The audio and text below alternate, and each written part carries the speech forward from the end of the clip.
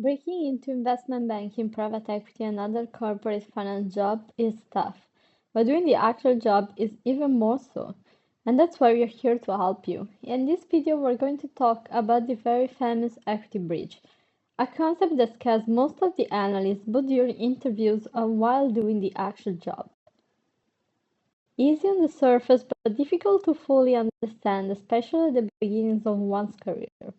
So let's not waste time and let's dive into it.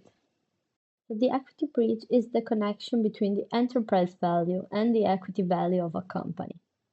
To get practical, if you are a private equity fund wishing to buy a certain company, you will value the company itself at a certain price, which is the enterprise value, considering the business, its perspective, and its assets.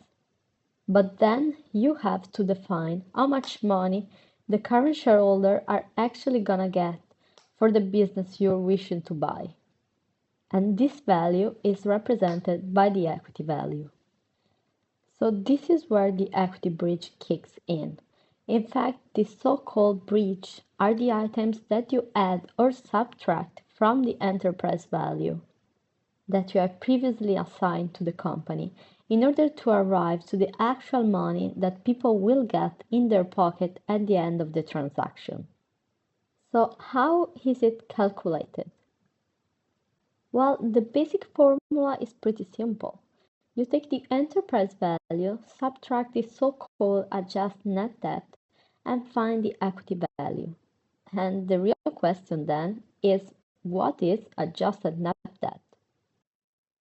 Remember the items that we said you have to add or subtract that we mentioned earlier? Well, those are exactly the items comprised in the adjusted net debt. I know it's getting complicated, but stay with me. LBOs usually operate on a cash-free, debt-free basis. This means that previous shareholders are responsible for paying off all the outstanding debt. Any remaining cash after debt repayment is kept by the shareholder themselves as it is considered part of their earnings. However, unlike public equity, in M&A transactions we don't just consider financial debt and cash that sits on the balance sheets. We also need to account for potential debts that might arise post-transaction and activities requiring cash that are related to the previous shareholders. In fact, in the regular course of business, it may happen that certain liabilities connected to decisions taken by the selling shareholders have an impact in terms of cash outs required that manifest themselves after the company's sale has been completed.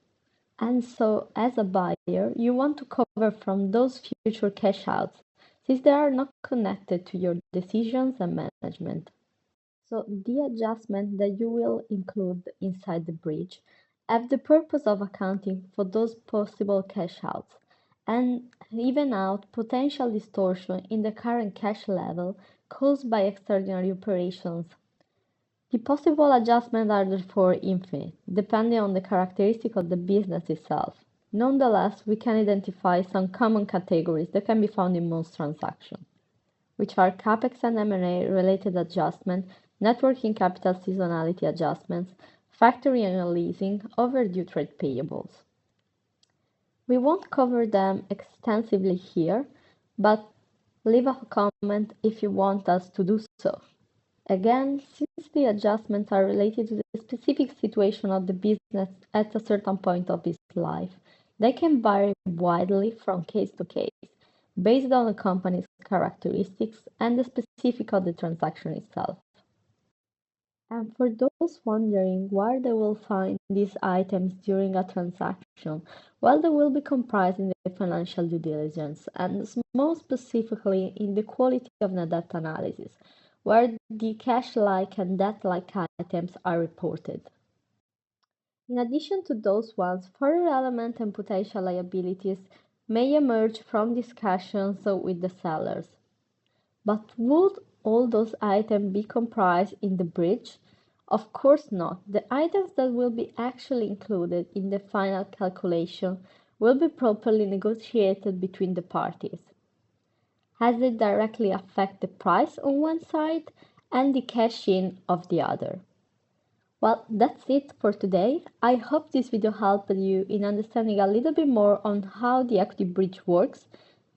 And so like us and follow us for more content. Thank you for watching.